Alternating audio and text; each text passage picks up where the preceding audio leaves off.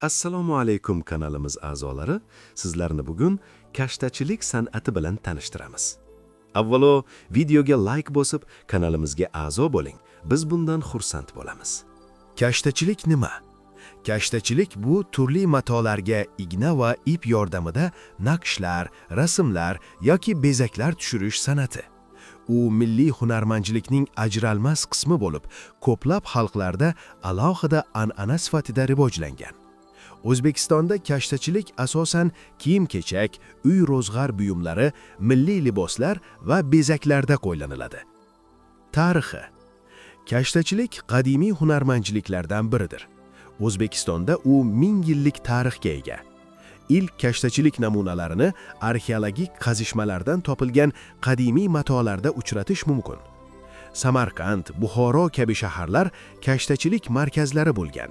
Har bir hududning o'ziga xos naqsh va ranglar palitrasi mavjud. Asosiy turlari. Kashtachilikda bir nechta asosiy texnikalar mavjud. To'qimachilik kashtasi, o'zbekcha to'qima kashtasi.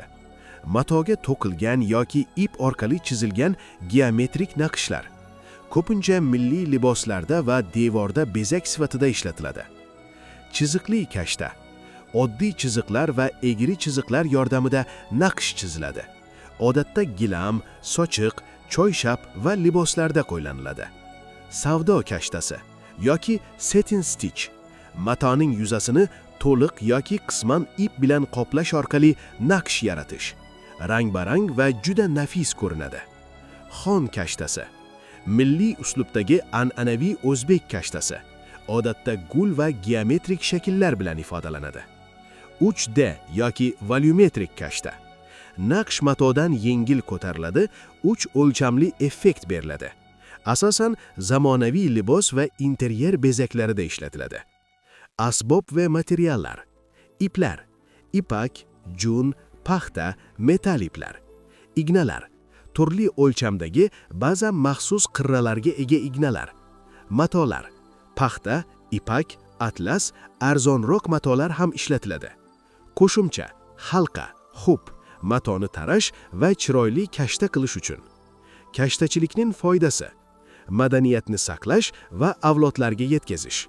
Yaratuvchanlik va estetik didni rivojlantirish. Uy buyumlarini yoki kiyimlarni shaxsiylashtirish imkonini beradi. Ruhiy dam olish. Ko'plab kashtachilar bu ishni meditatsiya kabi his qiladi. Zamonaviy yo'nalishlar. Bugungi kunda kashtachilik nafaqat milliy liboslarda, balki zamonaviy moda kiyimlarida, sumka, uy bezak buyumlarida, hatto telefon qopqog'i va aksessuarlar dizaynida ham qo'llaniladi. Azizlar, kanalga a'zo bo'lish esingizdan chiqmasin.